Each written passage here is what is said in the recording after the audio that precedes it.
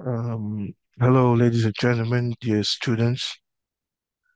I'm here today back again for trying to give you as a lesson how to ask a question. And the title of the lesson is Asking Questions. Comme on le dit en français, dans une langue, il faut savoir faire une assertion. Ensuite, il faut savoir faire une interrogation. Et il faut savoir dire non, c'est la négation. Si on maîtrise ces trois types de discours, on est en mesure de parler une langue. Donc aujourd'hui, on est là pour parler de l'interrogation. Comment on pose une question. Donc pour la question, donc comme dans toutes les langues, il y a ce qu'on appelle la structure de la phrase, comment est organisée la phrase. Et c'est ce que je m'en vais vous expliquer.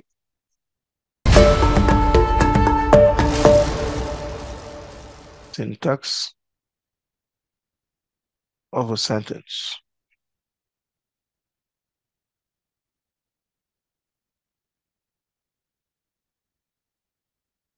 Syntax of a sentence s'intéresse ici à ce qu'on appelle l'organisation de la phrase. Quel mot vient et quel mot s'ensuit. Et pour les mots, on a ce qu'on appelle question word. Je vais le noter en QW, donc question words, plus auxiliary,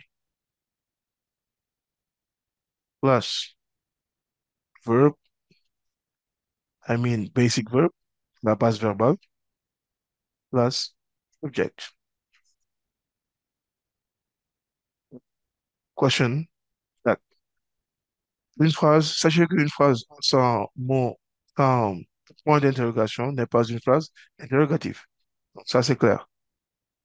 Par exemple, au bac, les profs peuvent être très méchants par rapport à cela. Donc, je vais donner l'exemple en suivant la chronologie. Question words, c'est le mot interrogatif. On choisit par exemple how, qui s'interroge sur la manière. Je vais le mettre en rouge. How, c'est le QW. Plus, on prend comme auxiliaire to be, on le conjugue au present simple. Ça donne how is. Quand on prend to be ici dans la phrase, quand on commence avec to be, donc on n'a pas besoin carrément d'un autre verbe ordinaire. Parce que to be, ça suffit à lui tout seul pour organiser un sens de la phrase, pour lui donner un sens. Donc, how is,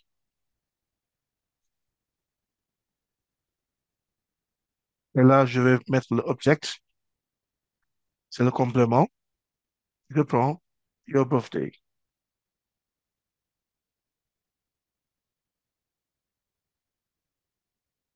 How is your birthday? Comment est ton anniversaire?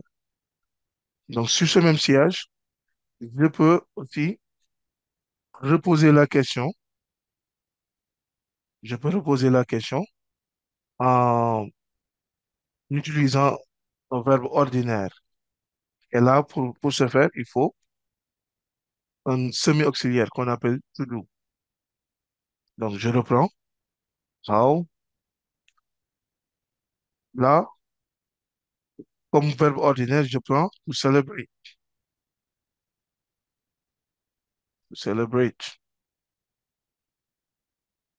Donc, comment tu as célébré ton anniversaire? Tu l'as déjà célébré, c'est dans le passé. Donc, comme semi-auxiliaire, on utilise to do dans le passé.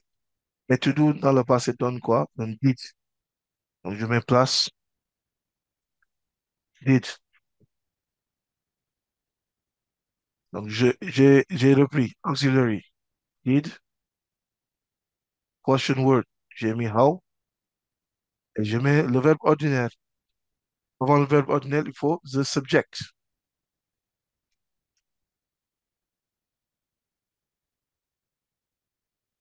Subject. Donc, le subject va être you. Comment tu as? Donc, how did you? Et là, je mets le verbe. How did you celebrate? Et là, je mets le complément. Your birthday.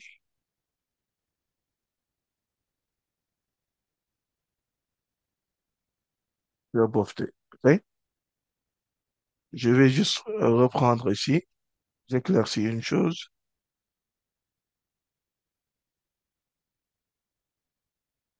Auxiliary, subject,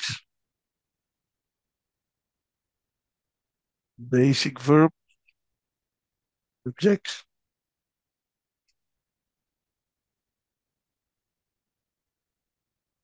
Donc, si on voit bien dans notre phrase, on a respecté ce qu'on appelle QW, qui est le question word. On a respecté auxiliary, qui est did. On a respecté subject, ici, qui est you. On a respecté le base verb, qui est celebrate. On a respecté object.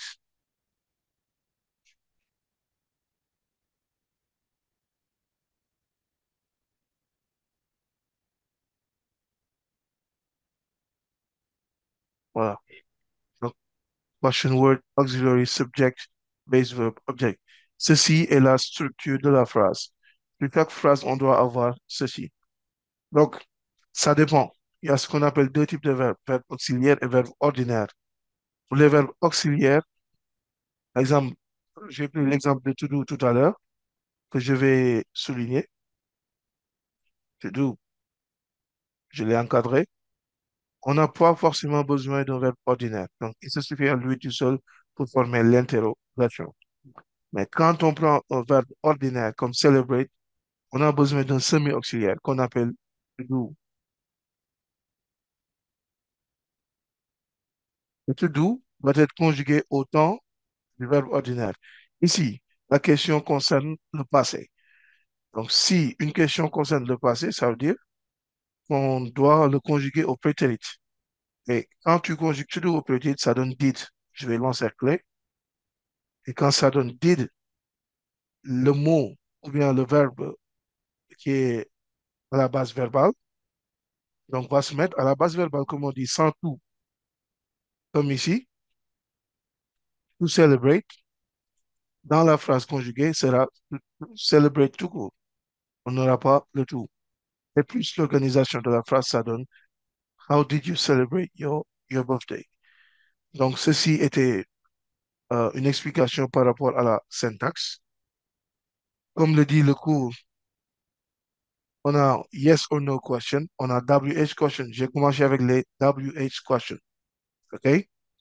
Les WH question et les H question aussi, c'est pareil. C'est la même structure qu'on vient de faire. Donc, jusque pour un mot, euh, ça dépend, chaque phrase s'interroge sur quelque chose. Si le résultat de la phrase, ou bien le résultat de l'interrogation, ça touche une personne ou bien un animal, une chose, un lieu, une possession, une préférence, un choix, etc. Il y a un mot spécifique, un mot interrogatif spécifique à utiliser. Donc, je vais les énumérer. Je vais les énumérer. Je vais commencer par watch. Donc, je vais mettre W, H. Je vais donner des blanches. Je vais les écrire en rouge. On a watch. On a where. On a when. On a, on a why. On a which. On a whose. On a, voilà. Donc, grosso modo, c'est ça. Donc, comme c'est écrit en anglais, je vais le mettre en français. Euh, on a who d'abord.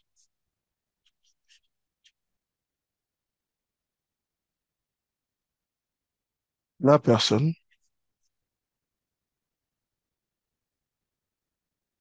les choses, le lieu, bien la place. When. le moment, euh, the time, le temps,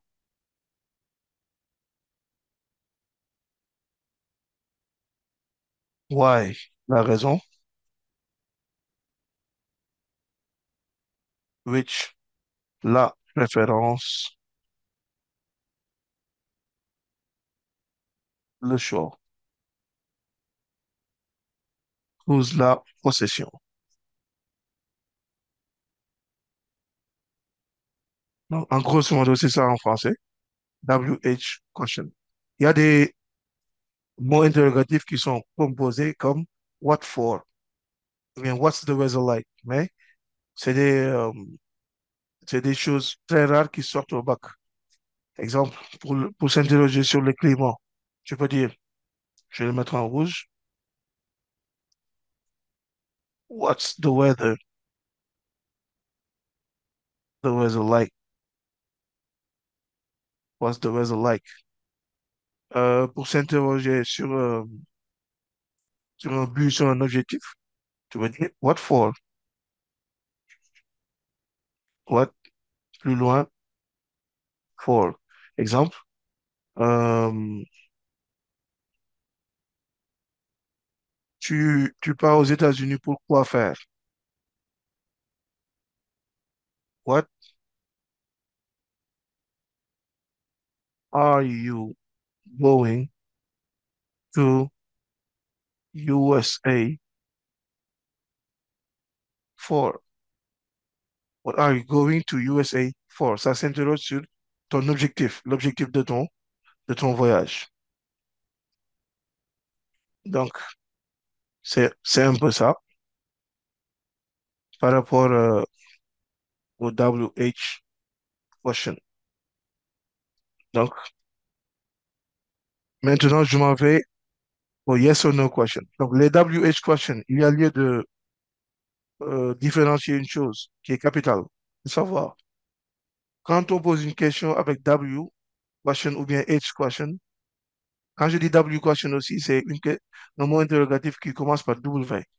Quand je dis H question, c'est un mot interrogatif qui commence par H. Donc, quand vous avez une question commençant par ces deux types de mots, ça voudrait dire que la réponse sera argumentative. Ou bien la réponse sera argumentée. C'est court. OK? Et pendant ce temps-là, il y a une autre forme de question où la réponse sera yes ou bien no, oui ou non. C'est ce qu'on appelle les questions directes ou bien les questions tales.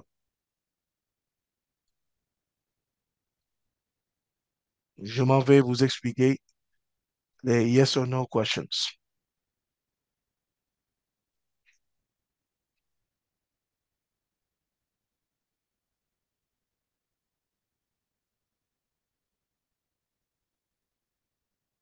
Yes or no questions. Exemple, est-ce que Diomaye est le président du Sénégal? Is Diomaye the president, je mets PR, of Sénégal? Dans ce genre de questions, on ne peut pas répondre en argumentant. Non. Soit on répond par oui, soit on répond par non. Is Diomaye the president of Senegal? Yes. Is um, Trump the PR of Senegal? Trump n'est pas le président du Sénégal? Oui. No. Donc la question est totale où la réponse sera yes ou bien no. Et sur ce genre de questions, la syntaxe, l'organisation de la phrase est très simple aussi.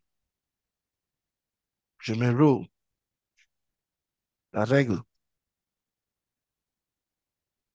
On met um, auxiliary, auxiliary plus subject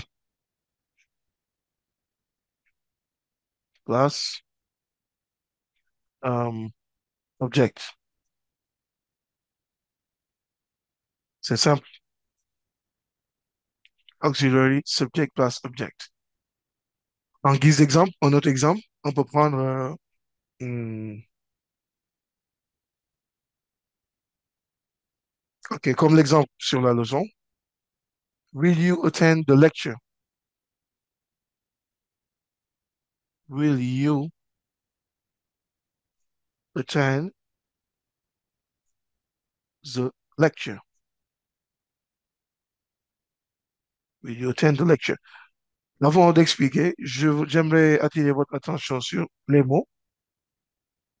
Attend ne veut pas dire attendre. Ça veut dire assister. C'est ce qu'on appelle les false friends in English, communément appelé en français les faux amis. Parce que pourquoi on dit les faux amis? Ça veut dire qu'ils ont tendance à équivaloir avec une forme en français, alors que ça n'est tout autre. Donc, pretend, en français, tu prononces attends, mais en anglais, ça voudrait dire assister. L'autre mot, c'est lecture. Lecture a la même forme d'écriture que le mot du français, lecture. Mais ici, lecture en anglais veut dire confé- conférence. Conférence. Donc, will you attend the lecture? Assisteras-tu à la conférence? La réponse ne peut qu'être yes or, or no. Will you attend the lecture? Yes. Will you attend the lecture? No. Donc, c'est un peu ça l'explication par rapport à la syntaxe. Et pour expliquer la phrase, je vais l'encadrer. Est-ce qu'on a respecté la règle? C'est une chose à vérifier.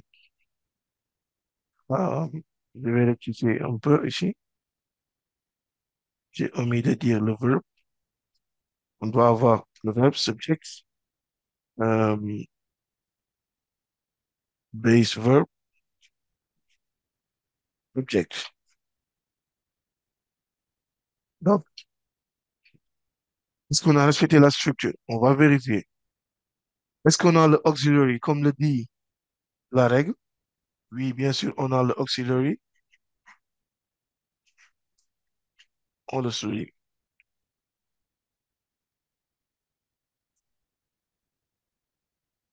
Est-ce qu'on a le subject? Yes, on l'a. On l'écrit et on le souligne.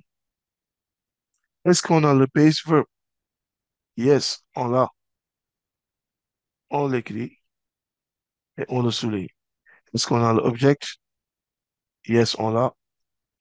On l'écrit et on le souligne. C'est très facile, c'est très pratique. Il faut juste respecter la règle. Et voilà, pour tout type d'exercice, on sera en mesure de s'en sortir en utilisant la règle. C'est juste ça. Le point 2, qui veut dire les tag questions. Donc, pour les tag questions, comme le dit la leçon, euh, English has a question tag system which functions as follows. In an affirmative sentence, the auxiliary is repeated in the negative, and in a negative sentence, the auxiliary is repeated in the affirmative. The auxiliary is followed by the appropriate personal pronoun subject. Ce que je vais expliquer en français. Donc, on a ce qu'on appelle les statements. Statement veut dire affirmation, bien assertion. Il y a une assertion qui est positive, il y a une assertion négative. Donc, pour les assertions positives, l'attack question sera négative. Pour les assertions négatives, l'attaque question sera positive. Je m'en vais vous expliquer ça d'abord.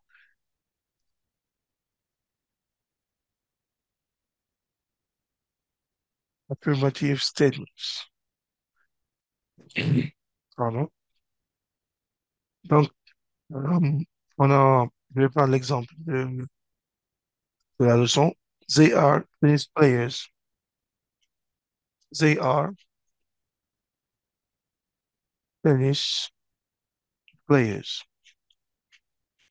They are tennis players. On vous met une virgule et des pointillés et un point d'interrogation. On vous demande de remplir data question.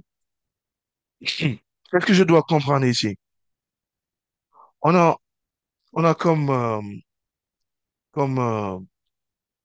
sujet they. They, c'est la troisième personne du singulier. Déjà, de facto, on le reprend. On le met à la fin de la phrase. They. Et on regarde dans notre phrase, est-ce qu'on a un verbe être ou bien un verbe qui fait office d'auxiliaire?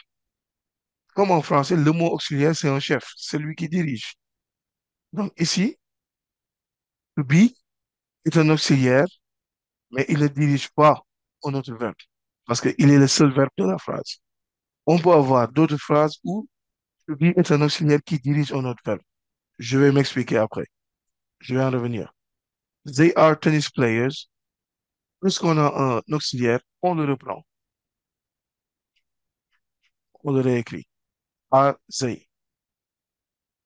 Et si on en finit avec la personne, ça veut dire they. On en finit avec l'auxiliaire, ça veut dire are.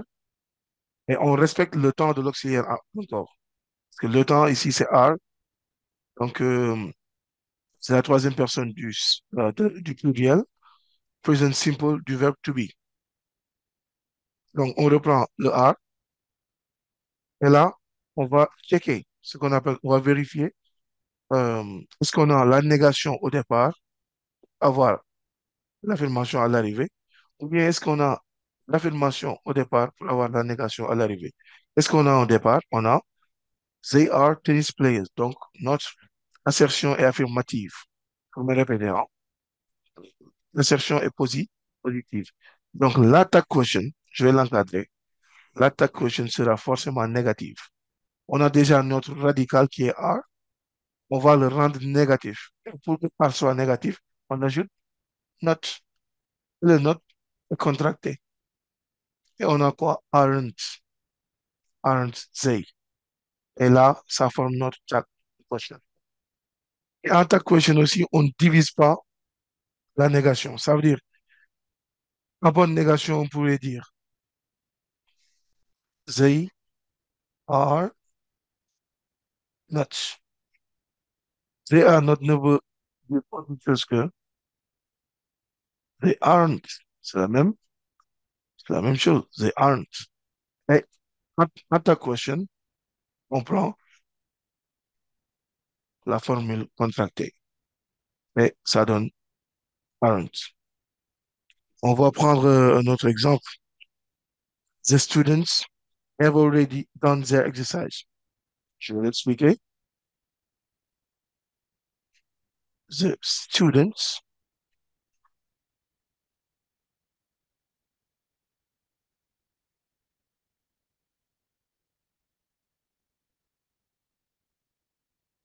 the students have already the students have already done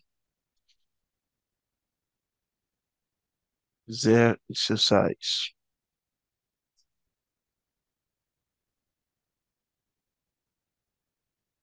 Exercise en anglais prend S à la fin, hein. Euh, En français, ça se dit exercice, CE à la fin, mais en anglais, c'est SE à la fin. Donc, c'est une remarque à faire. Il y a une question. Allez-y.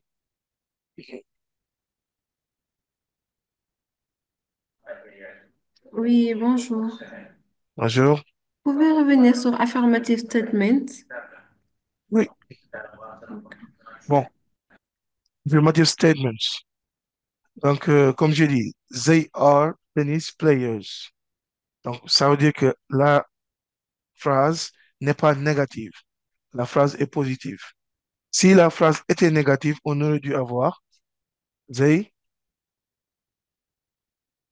are not tennis players. They are not tennis players. C'est ça, negative statements. Je vais mettre G et statements. Donc, c'est ça qu'on doit différencier d'abord.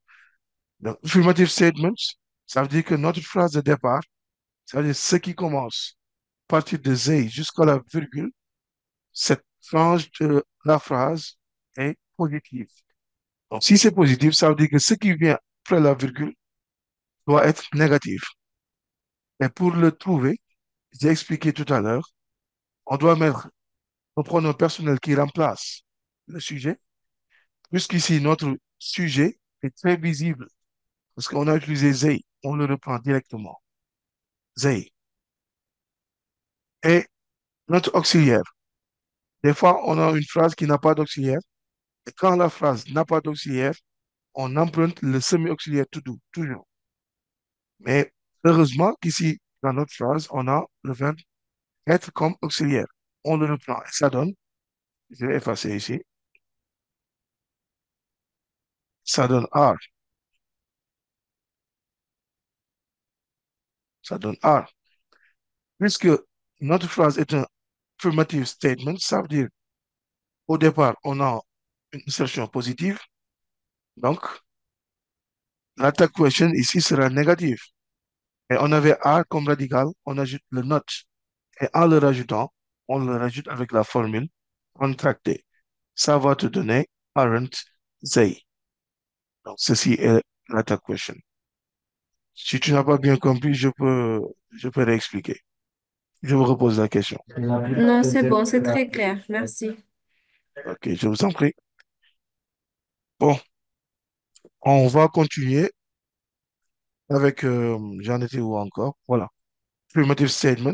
Là, on en vient à la negative statements. Donc, they are not, je vais reprendre la même phrase pour que vous compreniez plus. They are not tennis players. Donc,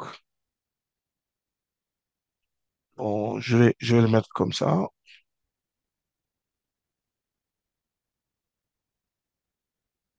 They are not tennis players. On te met des pointillés qu'on appelle en anglais blanks et on met le mot interro, le point d'interrogation. Donc, on va reprendre la même structure, c'est-à-dire, qu'est-ce qu'on doit chercher en premier? On a quel type de pronom personnel? Si on n'a pas de pronom personnel, c'est à nous de remplacer le sujet par un pronom personnel correspondant. Ici, notre pronom personnel est évident, c'est they. On le reprend directement. On met they. Ou bien, je vais prendre le noir,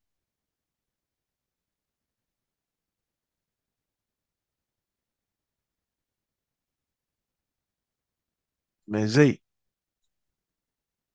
Et on cherche dans la phrase, est-ce qu'on a un verbe ordinaire ou un verbe auxiliaire? Puisqu'on n'a pas de verbe ordinaire, donc on n'a pas besoin de prendre le semi-auxiliaire to do. On prend l'auxiliaire qui est dans la phrase. Et notre auxiliaire, c'est to be, qui est conjugué à la troisième personne du pluriel, qui est are. Je reprends to be, qui est are.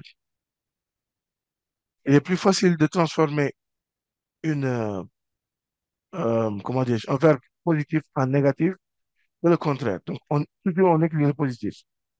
Parce qu'en tag question, on a soit positif ou négatif dans la tag question. Donc, on met le positif. Si on remarque au départ, on a positif, tag question sera négatif. Si on remarque au départ, c'est négatif, tag question sera positif. Et ici, dans notre phrase, les negative statements, on a une phrase négative. They are not. J'ai encadré le not. They are not. Puisque la phrase est négative, ça veut dire que ta question sera positive. Donc, on n'aura pas besoin de mettre aren't. On laisse le are. C'est le are qui est le contraire de are not. Donc, ici, notre ta question sera are they. Are they. Donc, si vous avez compris, vous me faites signe avant que j'avance.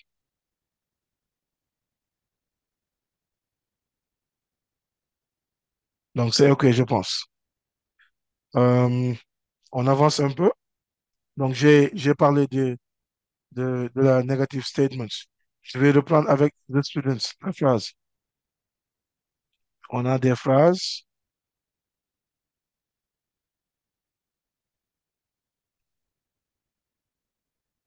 on a des phrases où on a ce qu'on appelle un auxiliaire directeur. Ça fait que je vais l'appeler ainsi pour que vous compreniez. Un auxiliaire directeur. OK. Donc, voilà. The students have already done their exercise. On a the students. Ça veut dire que ici, the students est notre sujet. The student, je vais mettre virgule et l'attaque question sera ici. The students est notre sujet ici. Et the students, ça veut dire que le sujet n'est pas évident en termes de pronom personnel. C'est à nous de remplacer par un pronom personnel. Puisque the students, qui veut dire les élèves, c'est au pluriel. Si on remplace par un pronom personnel qui correspond au pluriel, on va prendre they. On le prend d'abord. On écrit they. Autre chose, dans notre phrase, qu'est-ce qu'on doit, rappelle-toi, qu'est-ce qu'on doit chercher encore? Est-ce qu'on a un auxiliaire ou bien un verbe ordinaire? Oui, on a les deux. On a un verbe ordinaire qui veut dire done. On a un verbe auxiliaire qui veut dire have. Have aussi, je vais mettre comment je vais l'appeler, un scoop. Je vais dire have c'est un verbe bisexuel. Il peut être auxiliaire, il peut être ordinaire. Exemple, I have money. J'ai de l'argent. Pour la négation, on ne dit pas I haven't money. Je vais l'écrire d'abord.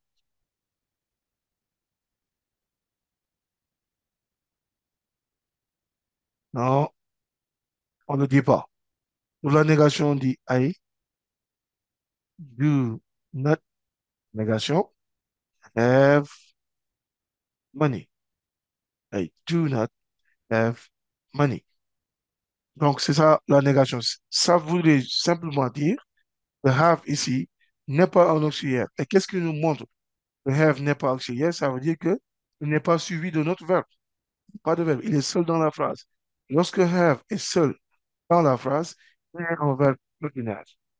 Donc, pour former sa négation, ou bien son interrogation, il faut emprunter le semi-auxiliaire to do. Je vais encadrer. To do. Donc, pour la négation, I do not have money. Pour l'interrogation, ce sera do I have money? Do I have money? Donc, c'est juste pour vous montrer que have est un verbe bisexuel. Donc, ici, sur ce que je viens de démontrer, c'est un verbe ordinaire.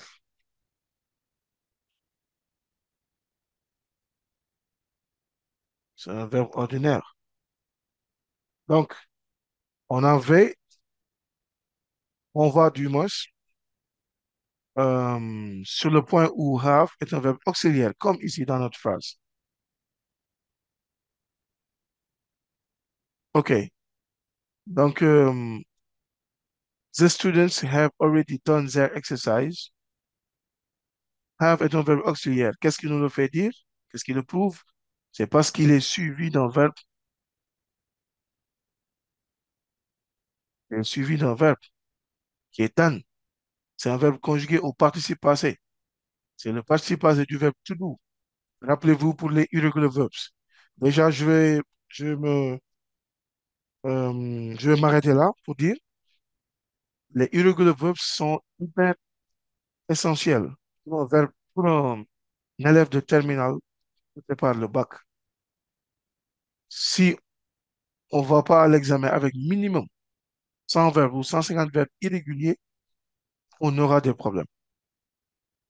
Pour dire même que l'échec est proche. Sans anglais, pourquoi prendre l'anglais sans les verbes irréguliers? Donc, il faut bien savoir c'est quoi le participe passé, c'est quoi l'irrégularité au prétérit. Donc, done, C'est le participe passé de to do. Ça veut dire conjugué, to do conjugué au prétérit qui veut dire did et au participe passé qui veut dire done. Donc, to do, did, done, qui veut dire faire. Donc, ici, on a have, qui est l'auxiliaire directeur. On a done, qui est le verbe ordinaire conjugué au participe passé. Donc, ici, have est un verbe auxiliaire. Et nous, ce qui nous concerne pour la tag question, on a besoin d'un auxiliaire. Donc, on l'a, c'est have. On le reprend, on écrit have. Et la troisième chose à vérifier toujours, est-ce que notre phrase au départ est négative ou positive? On va lire, the students have already done their exercises. Donc ici, on ne trouve pas de négation. Donc ça veut dire que notre phrase est positive. Ce qui nous fait dire que dans notre tag question, on aura une négation. Et on va faire haven't they. On devrait dire, rappelez-vous, have not they. On interdit en tag question cette formule-là. Il faut mieux dire que haven't they. Donc, je vais expliquer aussi une chose. Je vais encercler. Have already. C'est une expression. Already, c'est une expression. Chaque fois que vous voyez already, ça veut dire que le verbe doit être conjugué au present simple. C'est un indicateur de temps. Je le dis aux élèves qui ont des difficultés à comprendre le sens de la phrase parce que un bon élève, il n'a pas besoin de time markers. Il lit la phrase et il sait que le verbe doit être conjugué à tel temps. Donc, si tu as ces problèmes-là, il faut réagir mathématiquement en faisant simple. C'est-à-dire, j'ai vu already, je sais que ça me renvoie au present simple. Je rappelle,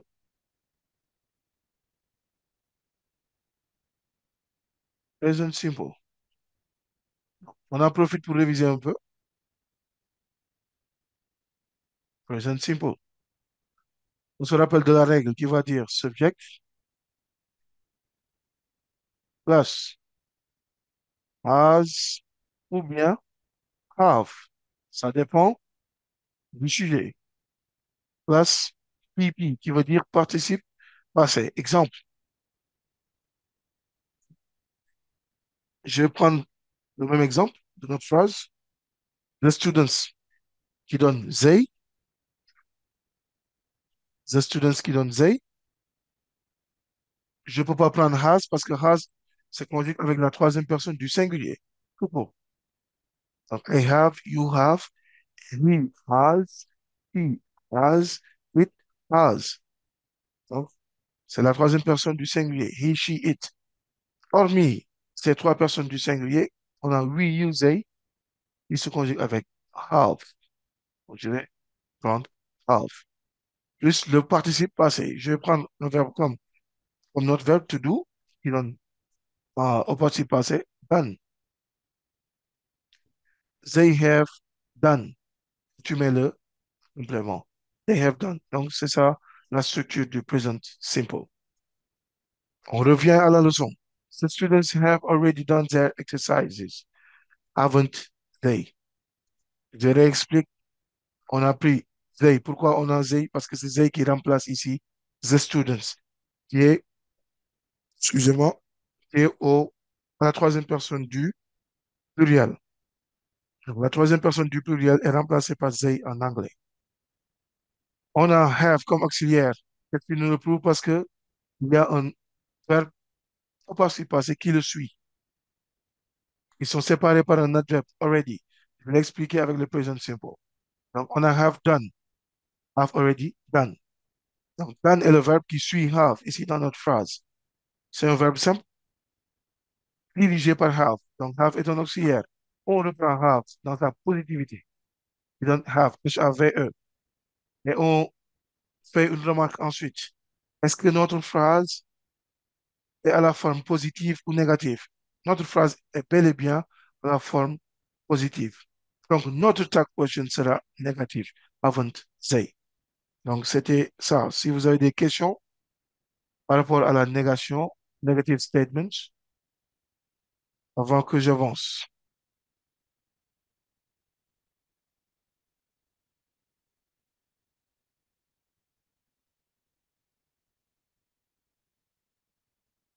Donc, bon, ça me que c'est bien clair. On part avec quasi negative sentence, quasi negative adverbs,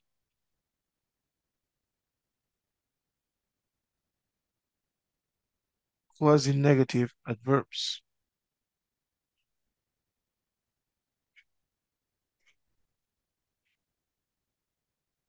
Ce que j'aime appeler les évidences cachées. On a hardly, on a rarely, on a, si je peux ajouter, on a scarcely.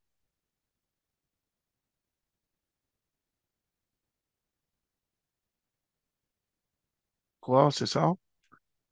On a, hmm, on a barely. Tous ces mots-là sont négatifs.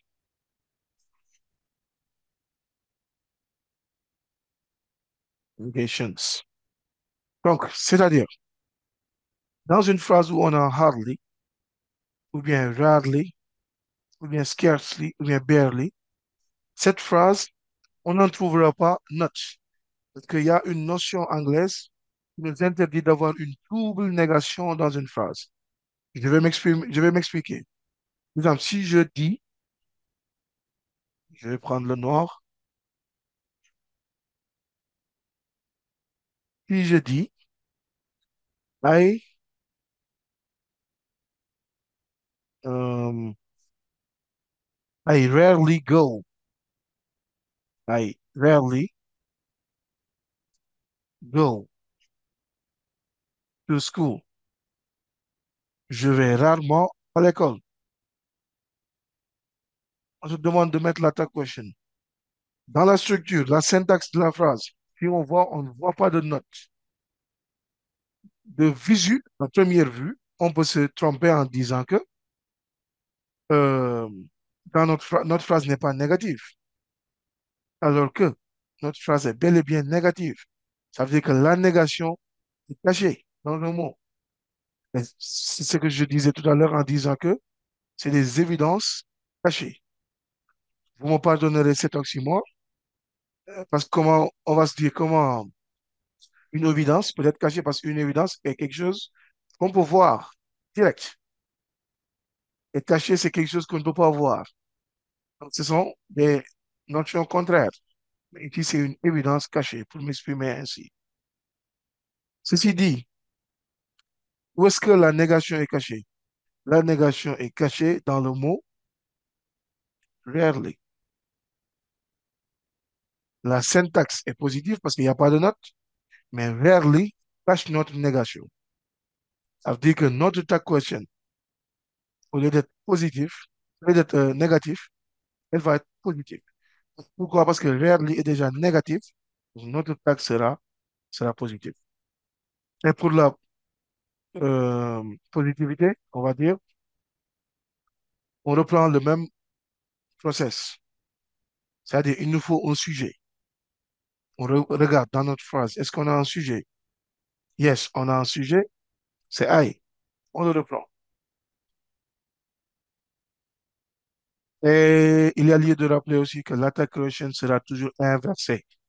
On ne peut pas avoir de sujet et verbe. Parce que quand tu as sujet et verbe, ça veut dire que tu as une phrase affirmative. Alors qu'en attaque correction, on cherche une phrase négative.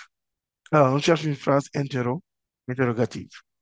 Donc, on a comme sujet I, on le reprend. On a rarely go. Est-ce qu'on cherche un deuxième lieu? Est-ce qu'on a un auxiliaire? Apparemment, dans notre phrase, on n'a pas d'auxiliaire. On a un verbe ordinaire. Qu'est-ce que j'avais dit pour les verbes ordinaires? C'est-à-dire, on doit emprunter le semi-auxiliaire do pour former la négation et l'interrogation. Si c'est l'interrogation qui nous concerne. Donc, On emprunte le semi-auxiliaire to do. Avant de l'utiliser, il faut jeter un coup d'œil au verbe de départ. Et le verbe de départ est conjugué au present simple, au présent simple de l'indicatif. Simple present. C'est-à-dire que notre track question, notre semi-auxiliaire to do, va être conjugué au simple present, en même temps que le verbe. Quand tu conjugues le semi-auxiliaire to do au simple present, n'oubliez pas, on a déjà un sujet qui est I. Notre sujet, c'est déjà I. Et quand on conjugue semi-auxiliaire to do avec I, ça donne do. I, do. I, do. On écrit le do déjà. Question, question, pendant que je n'avance. Yes. Oh oui, à part hardly, rarely, scarcely et barely, il n'y a pas d'autres mots. Il n'y a que Yes, ces... non, non, c'est pas exhaustif. Si ça me vient en tête, je vais vous le mettre. Mais je vais chercher avec le dictionnaire et je vous le donne tout à l'heure. C'est pas exhaustif. D'accord, ça marche. Merci. J'ai cité ces mots-là en guise d'exemple. OK. Donc, je vais continuer. J'avais dit, comme sujet, on a I. Comme semi-auxiliaire, on a do. Donc, on reprend. Est-ce que la phrase est négative? Oui, elle est négative. Pourquoi elle est négative? Parce que la négation est cachée dans rarely. Donc, notre tag question sera positif. Est-ce que le do qu'on a mis est positif? Oui, il est bel et bien positif. Donc, on laisse notre tag question comme tel. Do I. Donc, c'est ça notre tag question. Euh, voilà, je vais prendre notre exemple pour un peu. hmm, Excusez-moi, je vais prendre l'autre exemple pour un peu plus réaliser. John, John, je vais prendre Hadley. John Hadley hmm, goes. Non, sur le sens, ça va pas tenir. Je vais mettre barely. Donc,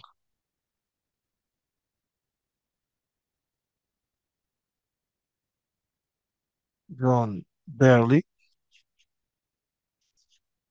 goes to the movie. To the movie. Movie ici veut dire, ne veut pas dire vidéo, mais ça veut dire cinéma. On te met des pointillés toujours avec le mot interrogatif. Yes, on a une question.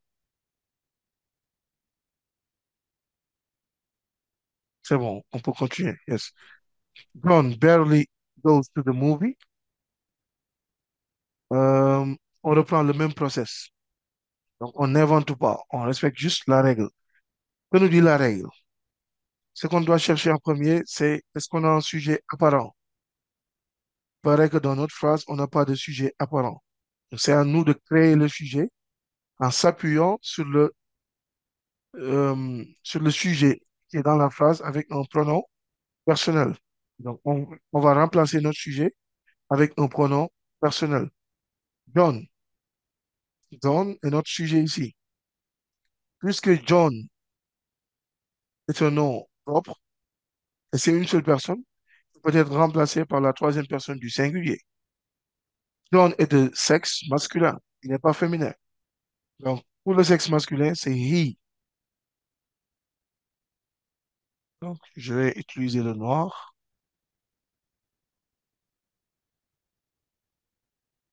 c'est he. La deuxième chose, c'est quoi notre auxiliaire?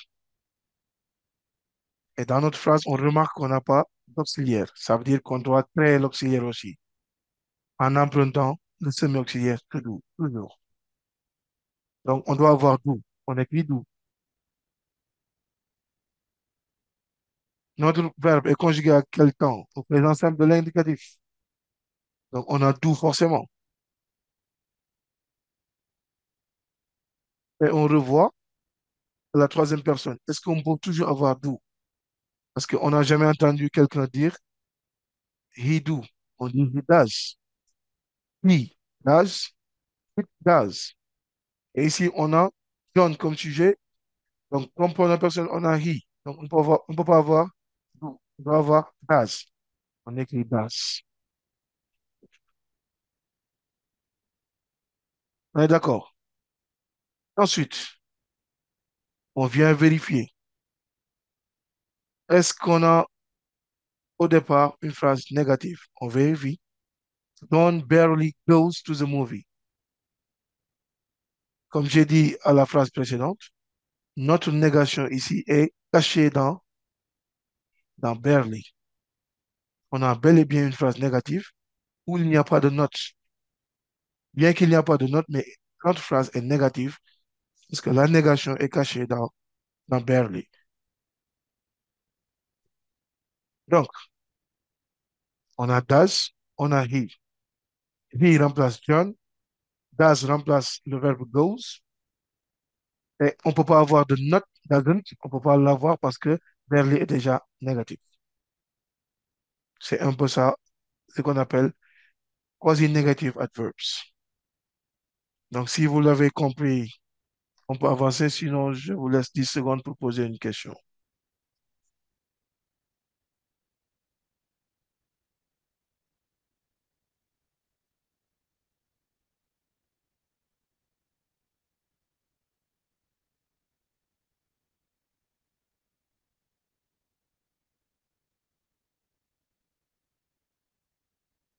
Apparemment, c'est clair.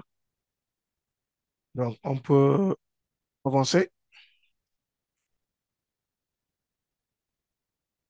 Some special cases. Il y a des cas spéciaux.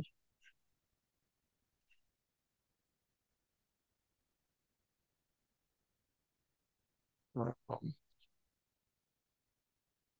Il n'y a pas de S dans special.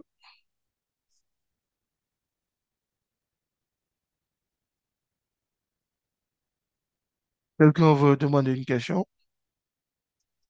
avant qu'on avance?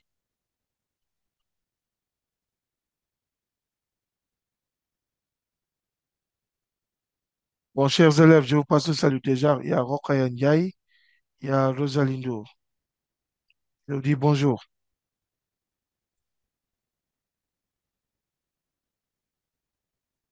Si vous avez des questions, on peut y répondre avant d'avancer au some special cases, les cas spéciaux. Bon, apparemment, ça va, il y a pas d'interrogation. Bon, vous devez activer votre micro pour poser la question. Vos micros sont toujours fermés.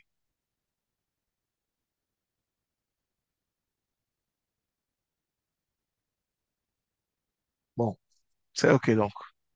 On peut avancer. Some special cases.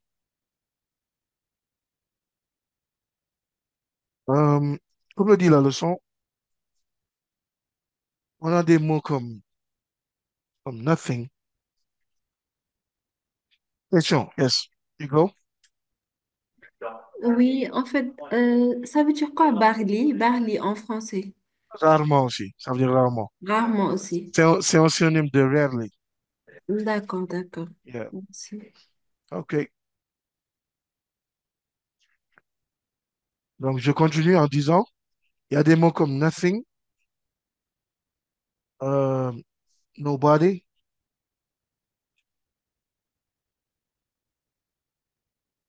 nothing, nobody. Yes. Everybody aussi. Question. Rokhaya, vas-y.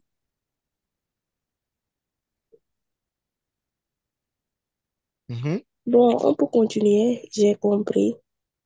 OK. Bon, vous pouvez poser la question pour que je vous éclaircisse davantage aussi. C'était juste avec Barley, mais Well, j'ai ah, compris. elle a posé la question pour toi. Oui. OK. Donc, c'est ça. Et Oui. bon, un conseil aussi avant de continuer. Mhm. Un élève de terminale ou bien un apprenti de la langue, dans toutes les Oui. langues, il faut s'armer de dictionnaire. Parce que le prof ne peut pas connaître tous les mots, l'élève aussi Mhm. non plus. Donc, il faut toujours consulter un dictionnaire. Donc, c'est un conseil.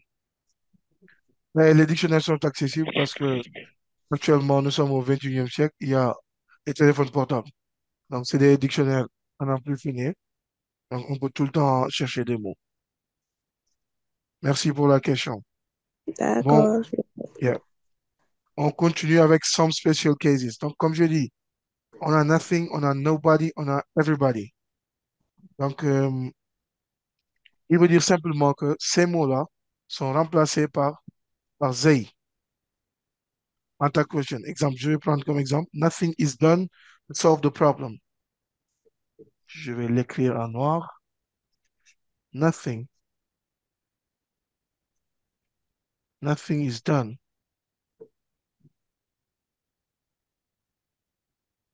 to solve the problem. Nothing is done to solve the problem. Dans cette phrase, bon, si je tente de traduire, je vais dire, rien n'est fait pour résoudre le problème. Rien n'est fait pour résoudre le problème. Solve veut dire résoudre, nothing, c'est rien. Donc, comme j'ai dit, c'est some special cases. Nothing, ici, est notre sujet. Je vais le mettre. Nothing, subject. Si on respecte la règle, ce qu'on doit chercher en premier, c'est quoi le sujet? Notre sujet, c'est nothing. Mais nothing ne peut pas être remplacé par un mot, par un pronom personnel connu. La règle nous crée un pronom personnel typique. Il veut dire they. À chaque fois que tu as nothing, tu le remplaces par, par they. D'accord? Autre chose, qu'est-ce qu'on doit chercher? Est-ce qu'on a un verbe auxiliaire dans Le la verbe, phrase? Voilà, on a un auxiliaire dans la phrase. C'est quel auxiliaire? L'horaire? euh, rien. Is. Is. Pourquoi c'est un auxiliaire? Parce que il utilise le verbe done. Dans. Très bien. Donc, on reprend, on reprend le is. Avant de le reprendre, is, bon, je vais le reprendre Mhm. d'abord pour vous montrer. On reprend le is. Mais est-ce que is, they, ça sonne bien à l'oreille? Non, on ne dit pas On ça. ne dit pas ça. Qu'est-ce qu'on dit? Are they? Are they, très bien, on remplace. Donc, c'est comme ça qu'on fait l'exercice. C'est très facile. Donc, are they. Et maintenant, on revient à la phrase pour voir la forme. Quand on parle de forme, on parle de positif ou négatif. Notre Mhm. phrase est-elle positive ou négative? Hmm, c'est négatif. C'est Négative. négatif. Qu'est-ce qui te le fait dire? Il y a la présence de nothing. Nothing. Qui veut dire rien du tout, Rien. rien. Et dans nothing, je vais checker le mot. Il y a mon prof de français, Not, Madame Dain, qui nous non. disait, écoutez les mots vous parlent. On a dit nothing. Nothing, c'est no plus thing. C'est, Thing veut dire chose, no, ça veut dire non. Donc, il n'y a hmm, pas de chose, zéro chose. Donc, c'est négatif. négatif. C'est comme ça qu'on check le mot. Nothing. Donc, ici, c'est une évidence cachée. Donc, la négation est cachée dans nothing. Puisque nothing est négatif, donc ta question sera positive. On a are, they. On est d'accord? Mhm. Voilà. C'est un peu ça. Il y a d'autres mots qui, bon, on peut dire is it, ou isn't it, is it, Isn't. isn't it. Mais ça, c'est un langage commun. D'accord. C'est un langage commun. Par exemple, dans le nothing, on peut avoir is it. Bon, je vais prendre le noir. Voilà. Is it. Hmm, Au lieu Les de deux sont, has it. les deux sont valables. Mais D'accord. par contre, si tu Hmm, as, si tu as nobody, nobody et everybody sont toujours remplacés par they. Has it, toujours. Par they, toujours. Yeah. Donc, we would better build, we would better build a department,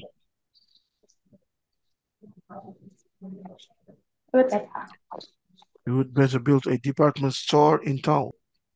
Merci. Bon, we would better build a department store in town. Ici, c'est un peu difficile. C'est pour ça qu'on l'appelle some special cases. Qu'est-ce qu'on doit savoir? On s'en limite à la règle toujours. Est-ce qu'on a un sujet? Oui, on a un sujet. Je vais l'encadrer avec la couleur rouge. Subject, c'est notre sujet. Je peux nous dire la règle, on reprend le sujet. On le reprend. On a oui. Il s'ensuit quoi? Est-ce qu'on a un auxiliaire? Apparemment, dans la phrase, on a apostrophe D. Les élèves ont des problèmes même pour lire apostrophe D. Et à chaque fois que l'apostrophe D est suivi de better, c'est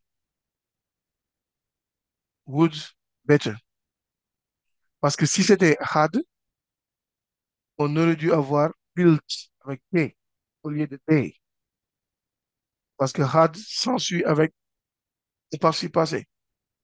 Mais would est suivi d'une base verbale. C'est la différence. Bon, je vais l'écrire parce que ça, il faut l'écrire quand même.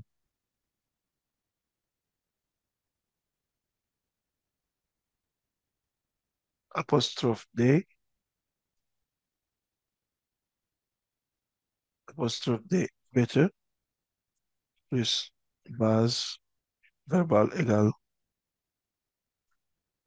would, apostrophe D, plus better, EP égale had. C'est clair. Donc, déchiffrer les deux. Oh non, we would better build a department store in town. Que dit la règle? On utilise you, on utilise we, parce que dans notre phrase, on a oui. Donc, on met le oui. On a better, on a, comment dire, build comme verbe. Donc, c'est un verbe ordinaire, on ne peut pas le reprendre. On cherche l'auxiliaire. Ici, l'auxiliaire est caché parce que il nous faut le chercher. Comment le chercher? On a build plus apostrophe D. C'est la première, c'est le premier exemple que j'ai donné. Donc, c'est would. On reprend le would. Would peut être auxiliaire, hein. Ça, je pense que vous le savez. C'est un auxiliaire modal. Would, will, can, must, may, ought to, should, dare, etc. Ça, ce sont des auxiliaires modaux. Donc, on met would, on met oui. On a notre auxiliaire, on a notre sujet. Qu'est-ce qu'il nous reste à chercher? Il nous reste à chercher quoi? Il nous reste à chercher euh, la négation ou l'affirmation. Dans notre phrase, on a une négation ou une affirmation. Enfin, On a une affirmation. on a une affirmation. Une Donc, affirmation donc notre ta question sera négative. négative. Donc, c'est wouldn't. Wouldn't. Wouldn't, oui. Monsieur, moi, Mhm. je ne savais pas que would peut être un auxiliaire. Si. Bon, c'est pour ça que j'ai expliqué d'emblée, quand j'ai commencé, la notion Mhm. de l'auxiliaire. L'auxiliaire, c'est D'accord. celui qui dirige. Tout court. Exemple, quand on prend, quand on conjugue un verbe au conditionnel, he would go, Mhm. she would go. Ah, Pourquoi on n'a pas dit she go, non. she goes? On peut pas, on l'a pas dit. On a dit she would go. Ça veut dire que go est conjugué au conditionnel, Mhm. conditional simple, à l'aide de would. Would. Il fait office d'auxiliaire. D'accord. De même que au futur, il faut avoir he will stay. Ah, oui, oui, oui. Ça, moi, je le Voilà, sais. Oui. voilà, c'est la même chose. Donc, Ah, d'accord. future simple, future simple. Donc, he would go, she will stay. Donc, ils font office d'auxiliaire, ils aident les verbes à être conjugués à des temps précis, comme condition simple, future simple et d'autres temps aussi. Donc, jusqu'ici, c'est would, better, build. C'est build qui est conjugué au conditionnel avec apostrophe D. Donc, c'est would. On met le would, on jette un coup d'œil à la forme de la phrase. Notre phrase est positive, donc notre texte sera négatif et ça donnera wouldn't. Wouldn't we. Donc, c'est ça pour le cas de would.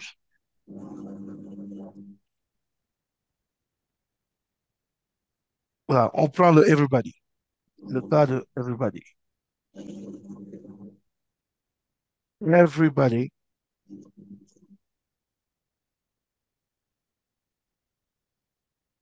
everybody was there.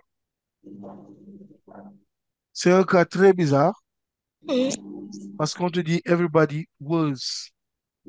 Ça veut dire que ça sonne la troisième personne du singulier. Mais en ta question, tu verras autre chose. Parce que, qu'est-ce que nous dit la règle? La règle nous dit que C'est everybody est toujours. toujours remplacé par they. Puisque c'est remplacé par they, on ne peut pas avoir le was. Le was se transforme en were. Parce que rappelez-vous, le verbe to be au prétérit, lorsqu'il est conjugué à la première personne du singulier, on a I was.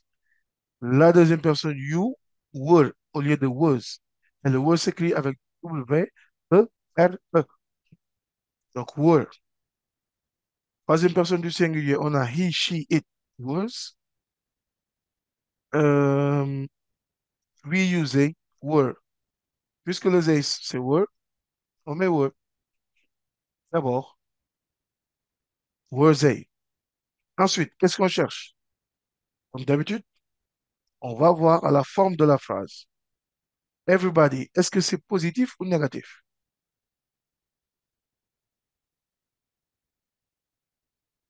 Rokhaya, tu es là?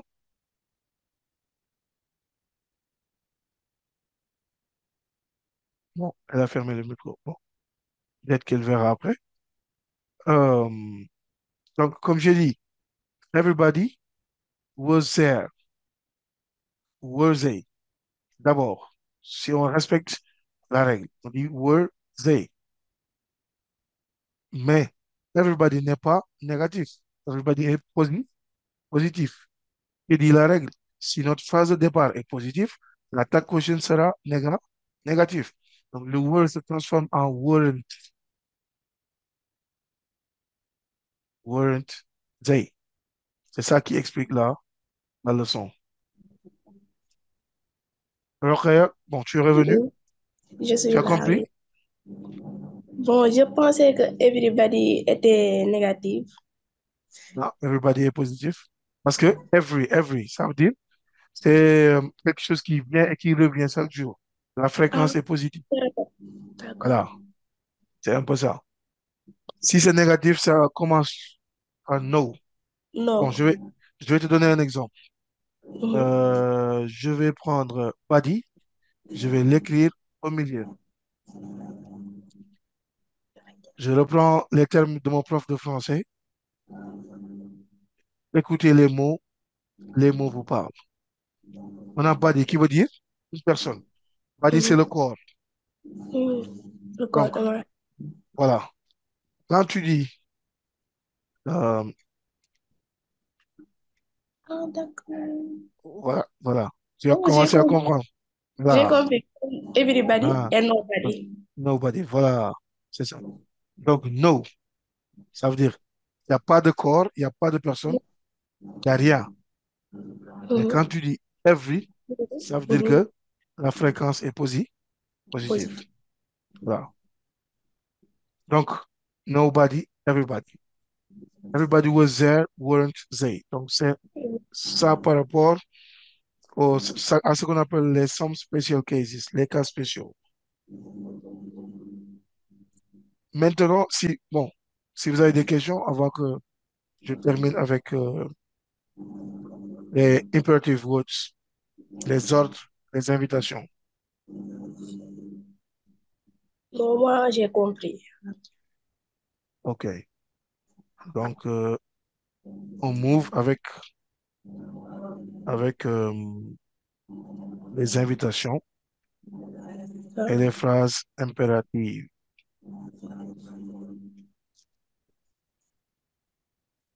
Donc, on a ce qu'on appelle une invitation.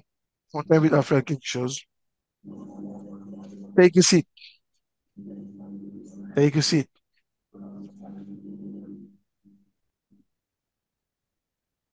Take a seat. En français, qu'est-ce que Mhm. ça donne quoi? Ça donne prenez place. Mais en français aussi, quand on dit prenez place, ça veut dire que ça ne veut pas dire que la personne qui te dit ça te donne un ordre. Non, il t'invite à prendre place, à t'asseoir. Mhm. C'est une invitation. Mhm.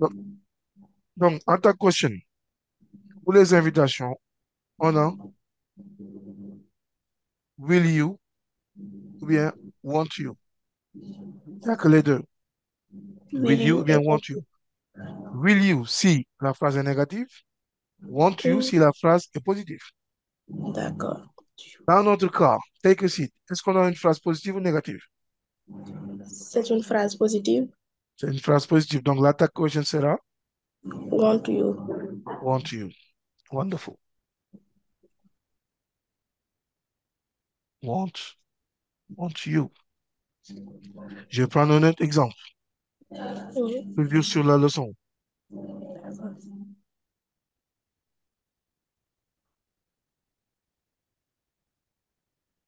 Close the door.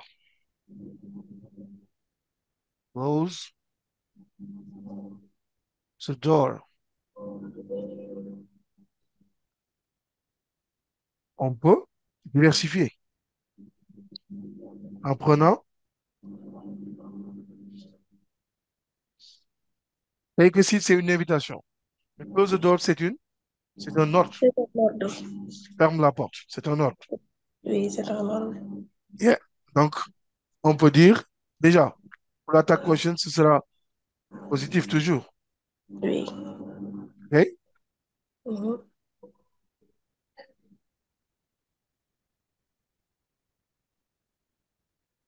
Close the door. On peut utiliser would you. Would you? Ah,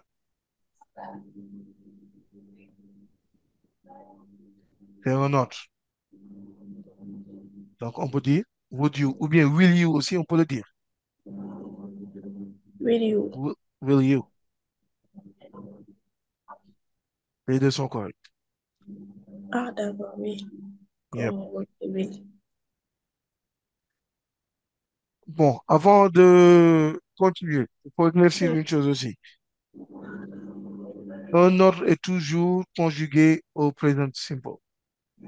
Toujours. Ouais, c'est logique parce que on ne peut pas donner d'ordre au passé ni au futur. Non, non. Voilà. Ni au Prends, futur. voilà, on ne peut pas dire fermera la porte. Non. On ne peut pas dire fermer la porte. Je veux dire avec à l'imparfait. On ne peut pas le conjuguer. On le conjugue toujours au présent. Soit avec tu ou bien vous. Ferme la porte ou fermez la porte. Vous êtes dans la fin. On est d'accord. Donc, l'ordre est toujours conjugué au présent simple. Euh, autre chose, bon, yes. Don't pick up the phone. Don't pick up the phone.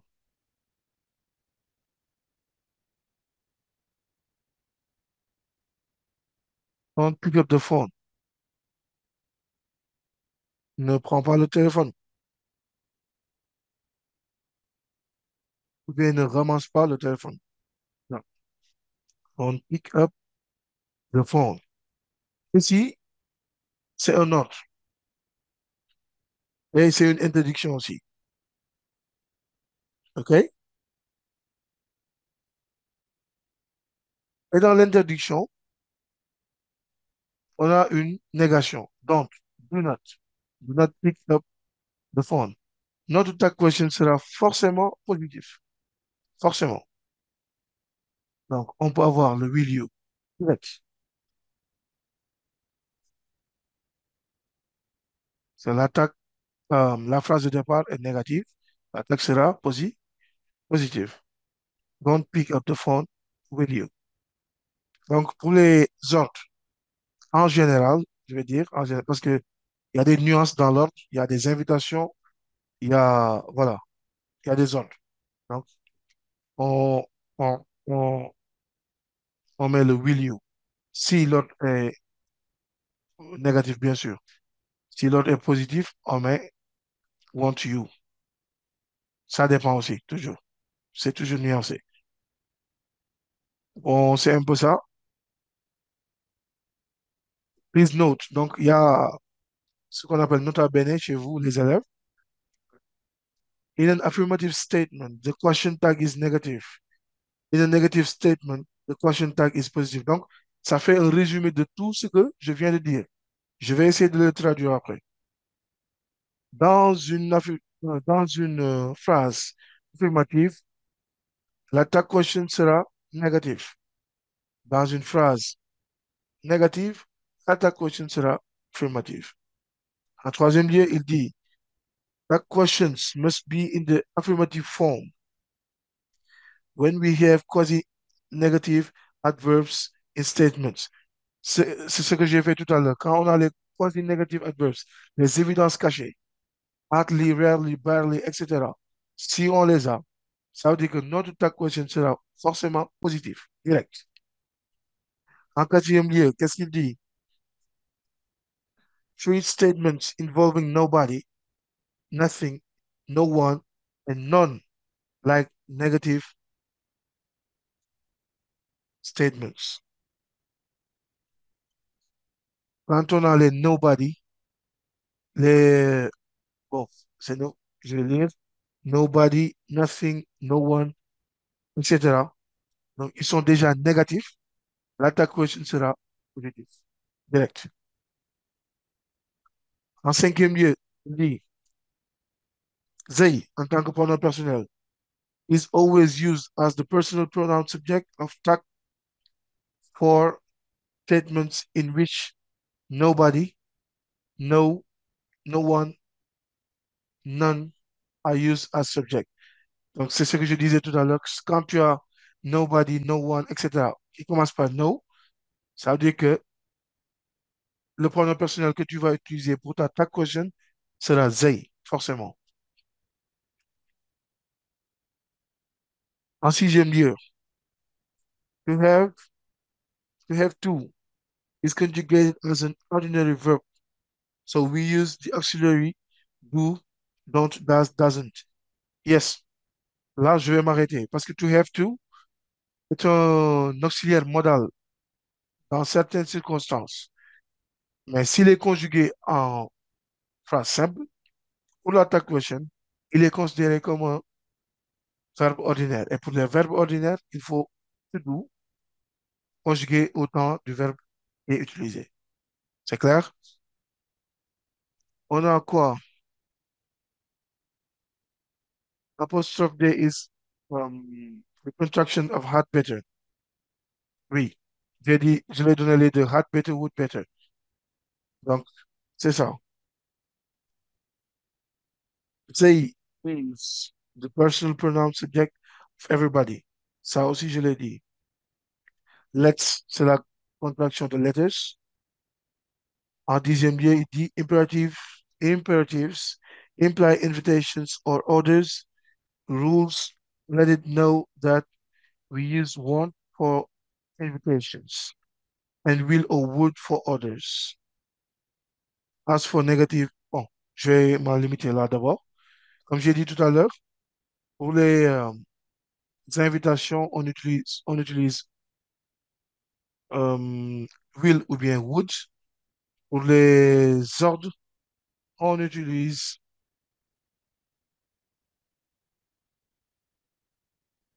bon, j'ai fait une erreur. Imperatives imply invitations or orders. Rules let it know that we use want for invitations and will or would for orders. Voilà. Pour les invitations, on utilise want. Pour les autres ordres, on utilise will ou bien would. As for negative imperatives,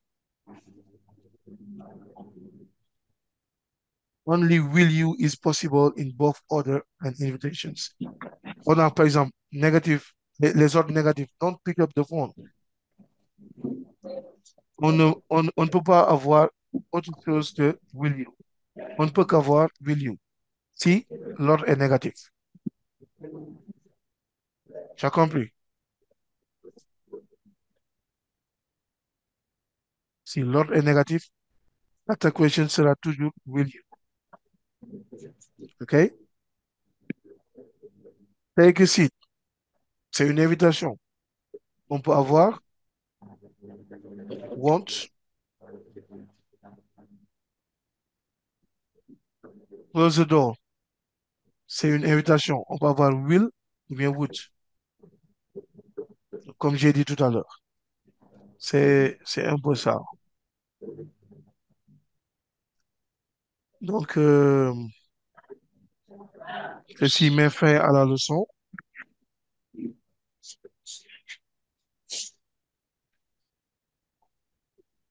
OK. Ceci met fin à la leçon. Si vous n'avez pas de questions, je vais donner mon mot de la fin. Lauréat,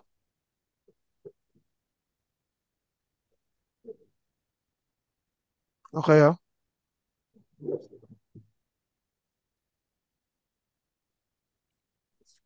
je pense qu'elle n'est pas là.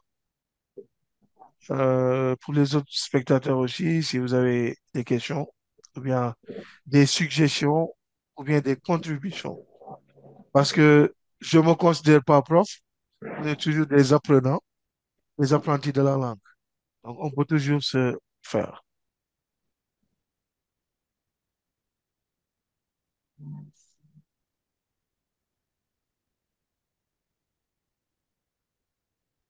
Donc, je pense que c'est assez clair, donc, puisqu'il n'y a pas de questions. Donc, je vous invite à me dire où vous avez des problèmes, comme ça, ma prochaine séance de cours, que je puisse apporter euh, des éclaircissements. J'espère que le cours vous a plu et que la prochaine séance sera plus animée, plus rythmée, Inch'Allah. Donc, j'attends euh, vos contributions pour la prochaine séance. Si vous avez des suggestions à nous donner, comme ça, on prépare un cours. À 13h aussi, je vous invite à attendre mon collègue, M. Jack, qui est un excellent prof de français, qui vous prendra un cours sur la poésie et la dissertation. Donc, ce sera à 13h, à ne pas manquer aussi. Ceci dit, je vous souhaite une excellente journée. Et je vous dis à la prochaine, Inch'Allah. Ciao.